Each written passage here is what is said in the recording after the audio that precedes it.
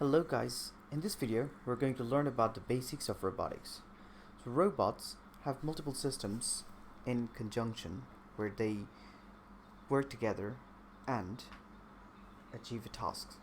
First of all, robots have senses like humans do. Humans have 5 senses, right? We can see, we can taste, we can feel, we can hear. Similarly, robots use electrical devices or equipments which are known as sensors. They use these devices to sense the surroundings. Then the robots have brains. So, how does a human brain work? Human brains work by taking data and then processing it into meaningful information and then make a decision according to it.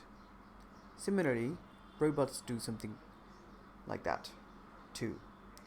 They sense the environment, they send the data to a microprocessor or a microcomputer, and it is being processed. After that, the robots can take a decision according to desired conditions, and then it has actuators. So just think about it. Human beings have legs. Human beings have arms. We can walk, we can move, we can pick some objects, right? Similarly, robots have actuators. These are, many of the times, motor systems or motor drives, sometimes hydraulic drives. So the main idea is they use these devices or equipments known as actuators to actuate or to achieve something.